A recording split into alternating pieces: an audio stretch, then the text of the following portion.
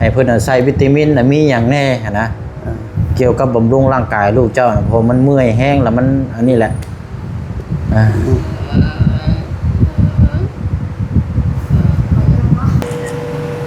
โอเคเดี๋ยวเลยพี่น้อยโอนเรียบร้อยโดยโดยครับ2,240,000ตัวเงี้ยตัวนึงจับดีเด้อจับดีเด้อเดี๋ยวง่ายๆสั่น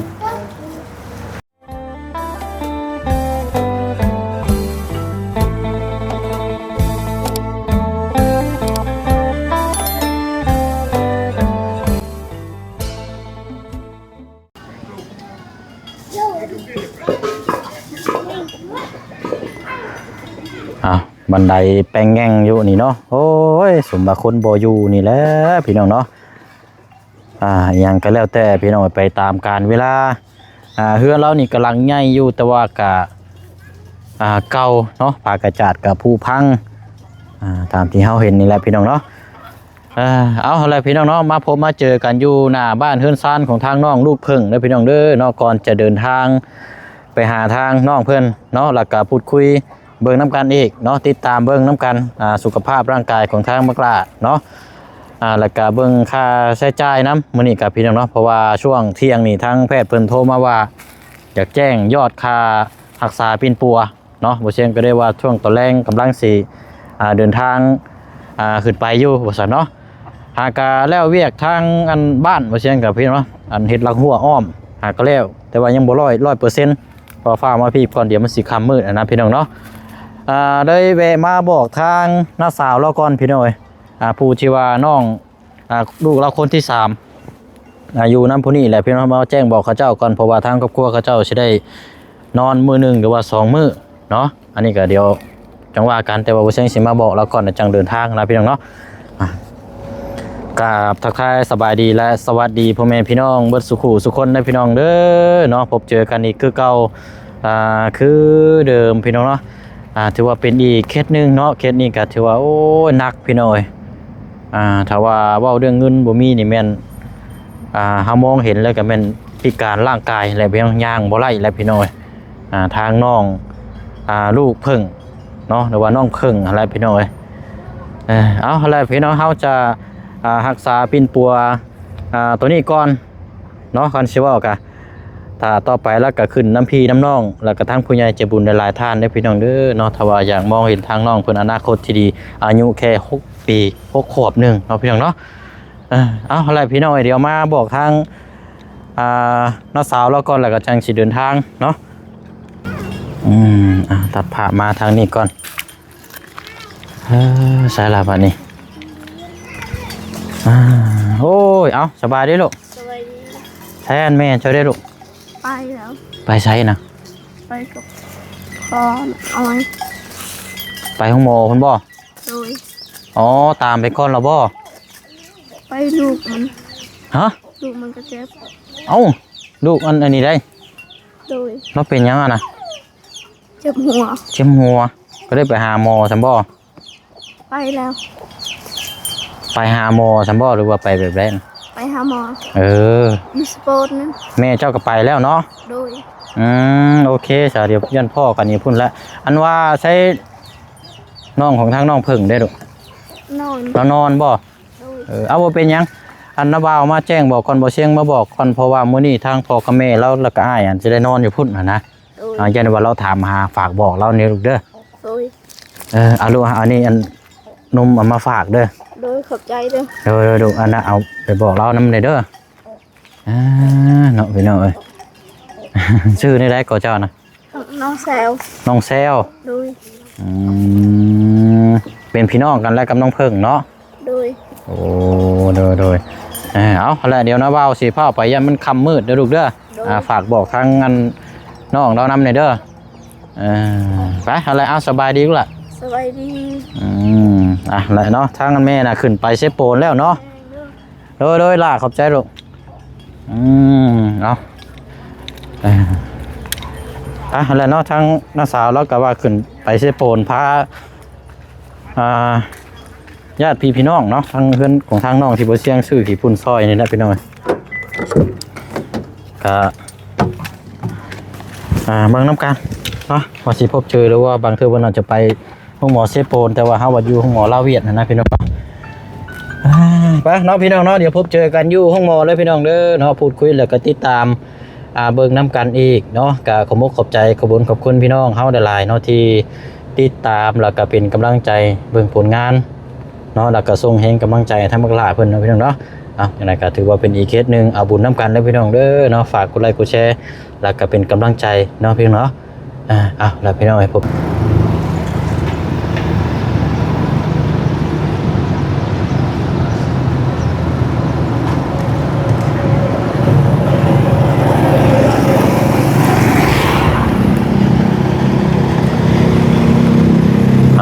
มาฮอดเป็นที่เรียบร้อยเด้อพี่น้องเนาะอยู่โรงพยาบาลลาวเวียดเนาะพี่น้องเนาะที่เขาเคยติดตามแต่ละเคสเนาะวันนี้ก็ถือว่าเป็นอีกเคสหนึ่งเนาะโอ้ยไปพี่น้องเนาะเป็นยังไงเด้กินข้าวกินน้ำแล้วบ่เนาะโอ้เนาะยังไงเนาะเอาสบายเด้อคนไข่กลับไปแล้วมันนี่เนาะใครอยู่ใช่เนาะเดี๋ยววางแน่เป็นอะไรแน่เอ้ยใครขึ้นอยู่บ่ได้ให้เป็นห้องยังไม่บ้านบ่อยากเมื่อให้อยากเมื่อกอบมาข้อนั้นแล้วเนาะเป็นยังไงให้ร่างกายฟื้นฟูจักหน่อยก่อนมันแห้งเหี่ยวโหยพดเลยมีวิตามินเนี่ยจังหน่อยเอาสาวเข้าไปเบิ่งก่อนเด้อ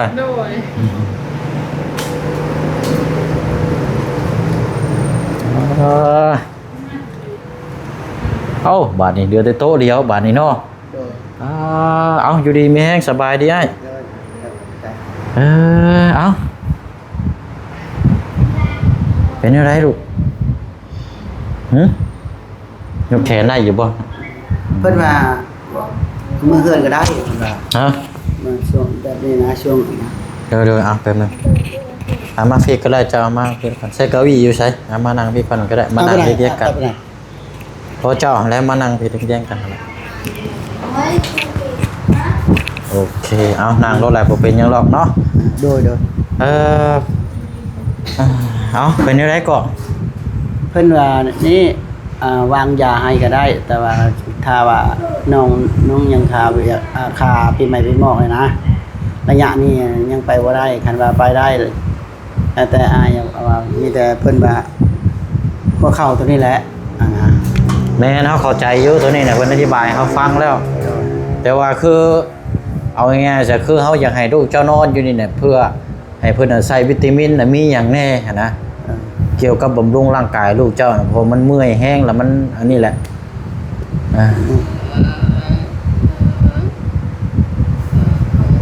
เป็นอะไรก็เดี๋ยวใจเย็นก่อนนั่งก่อนเดี๋ยวอยากเมื่อก็อยากเมื่อบ่ยากหรอกเดี๋ยวนะว่าคุยเวกก่อนบ่ให้เงียบก่อนจนจะเงียบจู้แล้วจู้อย่าจู้เงียบก่อนเด้อจะเงียบไปอันนั้นแต่เพราะว่าน่ะไปอันเปียจู้อันไปจู้อันนี้บ่อยากนอนบ่โดยเป็นว่าเป็นอะไรซะนี่เพิ่นวางยาให้เพิ่นว่ายางโดยอันน่ะเอ้ยเอารบกวนมาพี่แน่เดี๋ยวนะว่าเอาถามแพทย์ก่อนเด้อโดยเนาะเอาว่าไม่แต่ว่าอยากถามเพิ่มเติมขึ้นนั่นแหละเพราะว่ากับนี่ก็ได้บ่อยากกับบ่อยากกับก็กับได้อยู่แต่ว่าในตอนนี้น่ะใส่อันน่ะอย่างแน่ใส่ให้น้องเพิ่นเนี่ยใส่ยาวิตามินให้วิตามินเนาะใส่แล้วเนาะใส่แล้วเบิดแล้วยาใส่วิตามินท่านหมอเมื่อเฮือนไม่ได้วางยากินเท่านั้นแหละกินมีแล้วถ้าว่าเฮาสิกลับนี่คือมีแต่วางยาเนาะโดยถ้าง่ายคิดว่าเนี่ยได้ใส่ยากลับบ่หรือว่ากลับนึกเพิ่นว่ากลับว่าในหยังเบิดมื้อบ่อยู่ให้บ่น่ะว่ามื้อให้เบิดมื้อ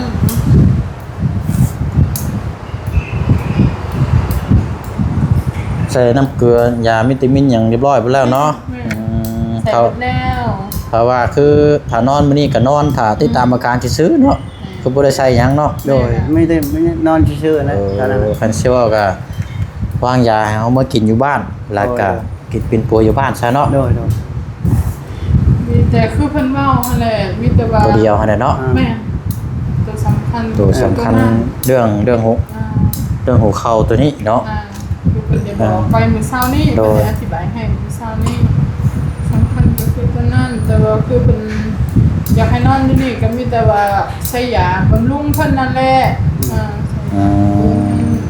แต่เพิ่นซ้ำไงซ้ำยังเขาแซ่บนั่นแหละ ถามเรายังเมื่อยอยู่บ่ลูกเจ้า มันละก้ายตะเบินนึงละก้ายตะเบิน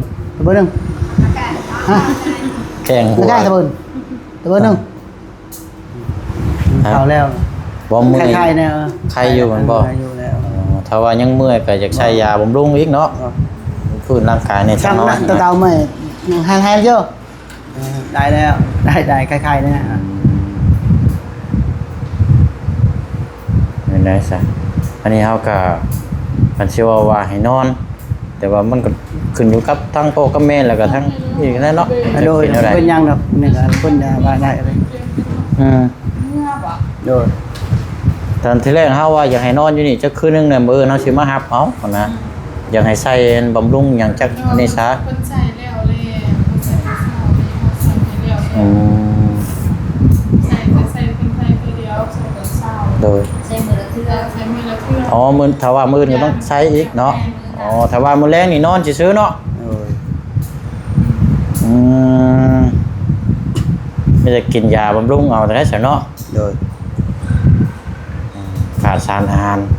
ไม่ได้กินเนื้ออยู่เนื้อกินเนาะกินพวกนมพวกอย่างต่างๆนะเพิ่มเนาะ นอนแม่น ขาดวิตามินเนาะขาดอาหารการกิน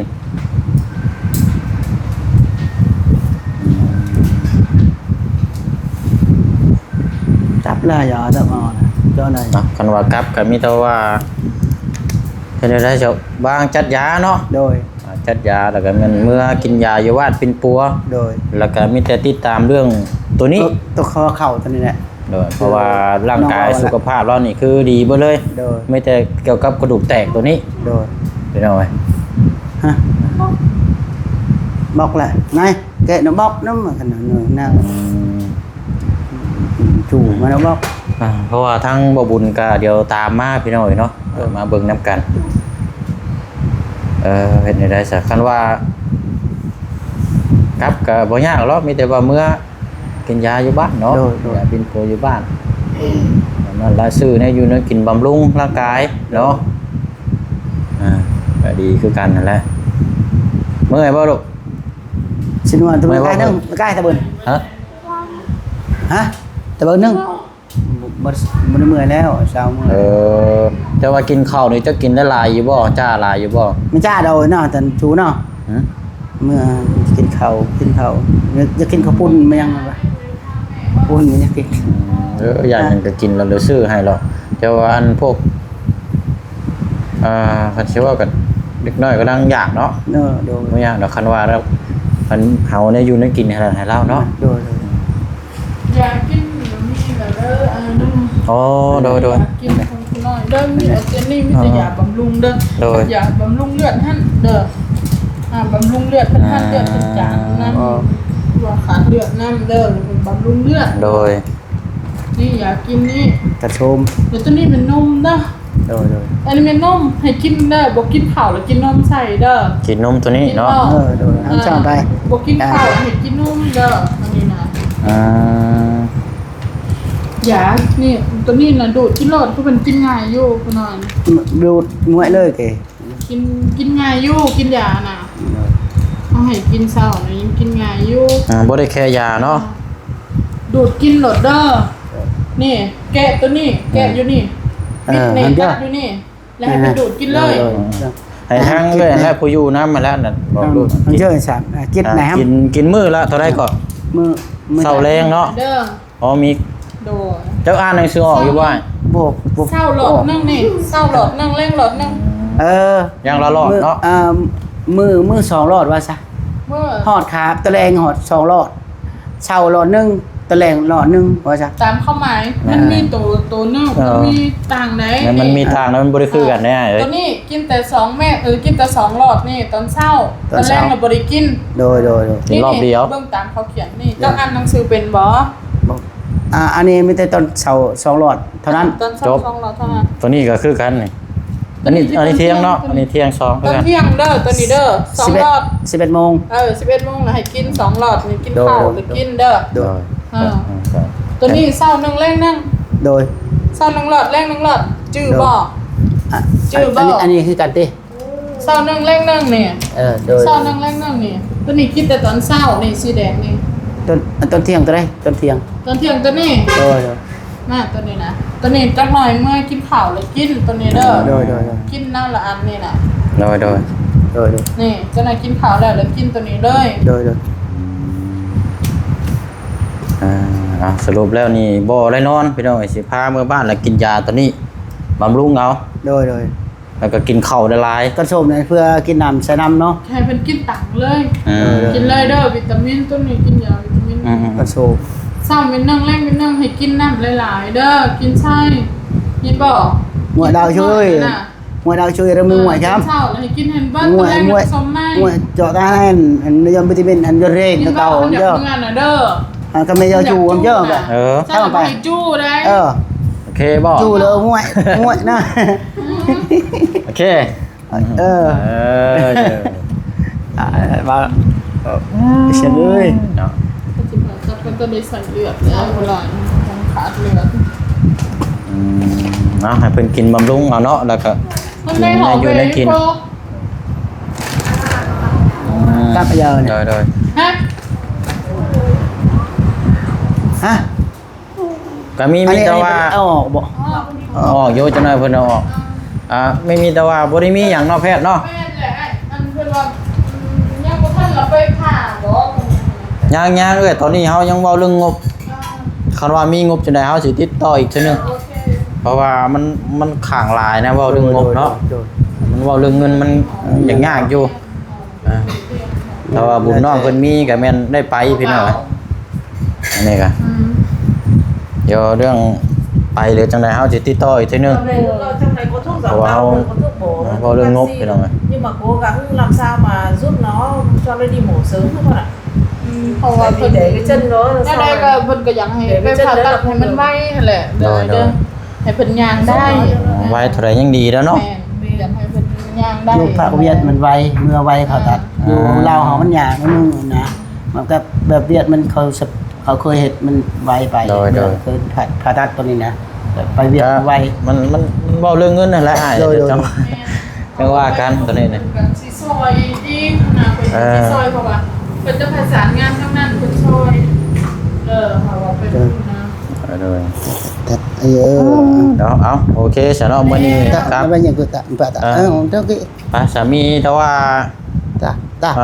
กินยาบ่ ตัวเลือหาไปแต่มันตา ไปให้มานำเฮาพี่ครับไปหน้าเคาน์เตอร์ไปชำระก่อนบาดนี่ โดย เอานอนท่าโดดๆจังน้อยเมื่อเด้อเอานอนนี่ก่อนไปจ่ายเงินเพิ่นก่อน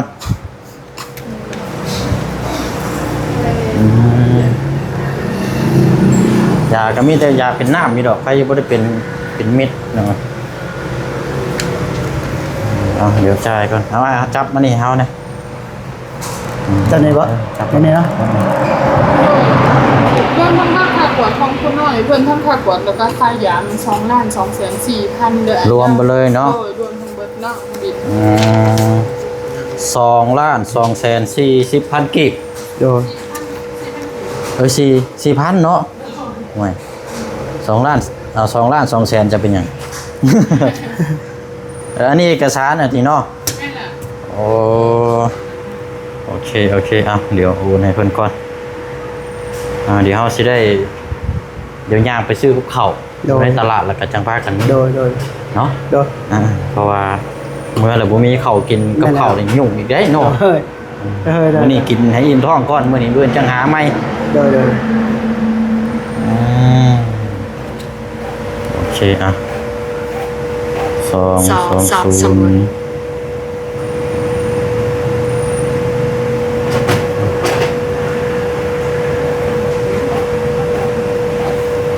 ใช่2 Còn mà không thì nói với anh thì ở đây mình hàng ngày mình 2 ล้าน2แสน4,000 băng กีบ phun cố định ấy, xoa bóp băng phun cố định xong rồi vẫn thì bắt đầu có dấu hiệu โอเคอ่ะไปเด้อไปเด้อ mà em bé nó không chịu ở lại nó muốn về โอเคอ่ะเดี๋ยวเลยพี่น้องโอนเรียบร้อย โดย โดยครับ2ล้าน2แสน40,000กีบเดี๋ยวตัวนี้เขาเอาใช้ในนี้ก็ได้จ้ะมามีแต่ว่าเมื่อกินยา โดย บำบัดเอาวันนี้เนาะ บำบัดเอา บำรุงร่างกายก่อนให้ โดย แข็งแรง โดย แล้วก็เรื่องต่อที่ผ่าตัดนี่ก็ถ้าอะไรไว้เร็วเท่าไหร่ยังดีพี่น้องเอ้ยเนาะเพราะว่าอยากให้หาดีให้เศร้าแหละ โดย ประสานอยู่นี่นี่เด้อ โดยเอาตัวนี้เดี๋ยวเก็บไว้ให้ดีได้เด้อ โดยเดี๋ยวอันน่ะเจ้าเอาตัวนี้ไปให้เมียเจ้าก่อนแล้วเจ้าย่างออกมาแล้วไปตลาดไปน้ำเฮาเด้อไปให้เพิ่นถ่ายก่อนไปซื้อกับข้าวกับน้ำ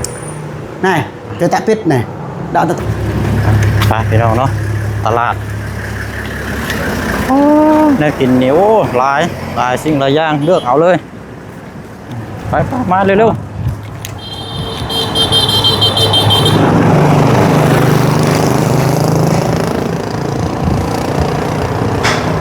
ไม่มีแต่ว่าอันของลูกเจ้าคนต่อใดที่เรากินแล้วซื้อเรื่องเอาเลยเด้อ rồi อ่ะ อันนี้ เอา ซี อย่าง รีส์เนี่ยมันจะกิน เอาเลยรถจำเอาเลยเอาได้กินนั่นแหละเพราะว่าอันนี้พวกปิ้งพวกอย่างน้องลาบพวกก็มีอยู่โอ้เนาะเชอรี่ต้ม เข้าได้บ่ได้บ่ เอา ได้เนี่ยกินเลยมาเอาอย่างนี้ก็ เอาเนี่ยกินก่อน เอาแป๊บหนึงเด้อจ่ายเงินเพิ่นก่อนได้เท่าไรก็เอ้ย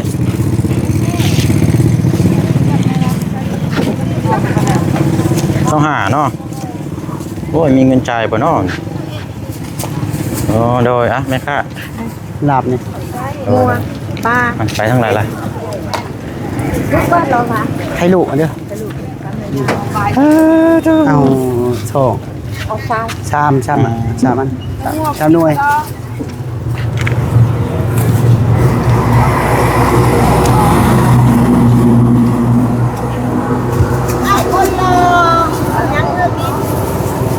ใช้อันน่าเอาให้ลูกแล้วเจ้ายัง ไข่ ฮะ ไข่ลูก ไข่ลูกกับเสือผมปีงไม่ยังครับก็จะปีงนะ ลาบ เขา ก็ ยัง บอกไปข้างหน้าพุ่นสิไปช่องข้างหน้ามาเบิ่งข้างหลังบ่เห็นแล้วเห็นบอกอ่า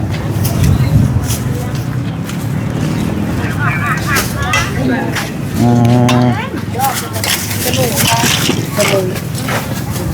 ลาบไปลาบอะไรเนี่ย อืม เอาอันนี้แกงตัวไก่พอแล้วแกง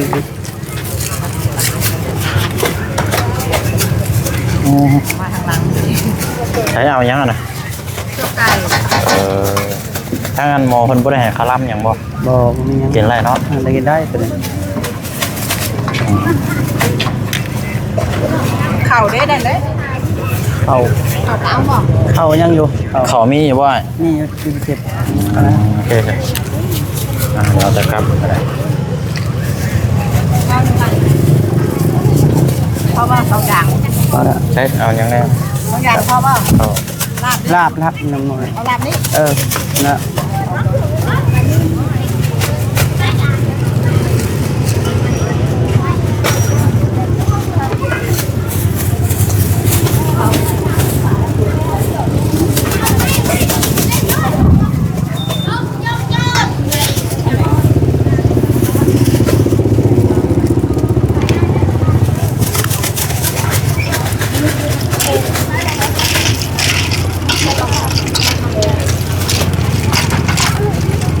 พอแล้วดีใจ ได้เลยเนาะ โดย โอเควันนี้เดี๋ยวจ่ายเงินกันก่อน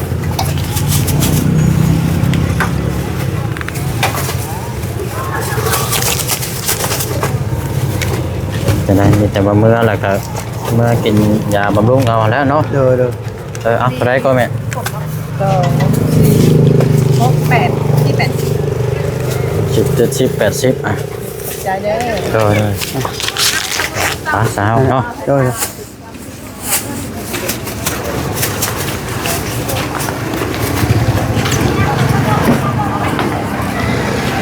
เอาบัดนี้พี่น้องเนาะมีแต่ว่าเดินทางเนาะ เด้อ หัวหอดนี่ก็โอ้ยมืดเลยพี่น้องเอ้ยเกือบ30 ลักปุ๊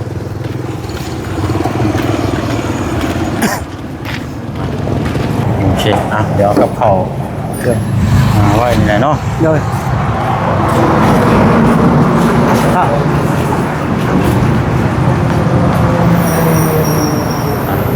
เนาะไปเอาบานนี่โอ้ยให้ยังงี้กันนะ ฮะฮะจู่จู่ ให้ยังอยู่ล่ะจู่บ่เอ้ย rồi nha tôi nói nó จับ này ดีเด้อจับดีเด้อไปเดี๋ยว này này sẵn ไปมาพี่ถุงยามไป trái Rồi, trái phát này nó. nữa thanh mô ha cái về thì chẳng เอาแป๊บนึงด้วยไขประตูก่อนโอ้ยเนาะอย่าไปพี่ล่ะอย่าเพิ่งไปเจ้านะ rồi như em nâng mà y em ơi này để giá cái này thấy chưa tiền nha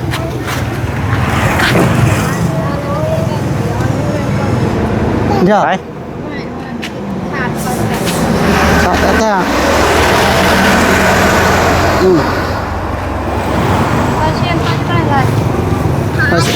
vợ ấy là giàu sâu rồi xin nào cái cháu được mời tới cái trồn ไปขึ้นไปเอาลูกขึ้นไป có cho nó sâu เด้อเบิ่งเด้อเอาอันแพ้นะปูให้เราเนี่ยปูให้เรานั่งไหม này hả Cô ơi. โอเคเอาครับค่อยๆกระเทิบเข้าไป tự nhiên mà như em lịch ใช่ว่าก็มีแต่เจ็บแข้งฮะนี่เนาะคอยอย่างเดียวเลย nó dọa tao rồi เอาเอกสารเก็บไว้ไปบ้านนี่ฮะนี่รุดเลยนี่ปึ๊บมึง à bên này à có à bên này vườn เอาเสนอมีแต่ว่าขอบมุกขอบใจละลายเด้อเป็นบ้านอย่างใดเดี๋ยวเขาสิติดต่อบัวพันธุ์อีกทีนึงถ้าว่ามีผ่าตัดทางน้องเพิ่นเนาะ เพราะว่าตัวนี้เขายังบ่มีเดี๋ยวก็มีแต่ไล่ช่วยเหลือเพราะตัวนี้ไปก่อนนะโดย chào chào เอาเดินทางด้วยเด้อน้ำใจละลาย haiลูกนี่แรงได้จ้า ได้เฮาเนาะเดี๋ยวไหน à อันแก้มาก็นั่นก็ได้หาเรานั่งกินนะอันนั้นคือบุกไปนั่งอยู่น้ำเราพุ่นด้วย sao à ไปนั่งน้ำลูกพุ่น đó này này xe lì này cha xe lì này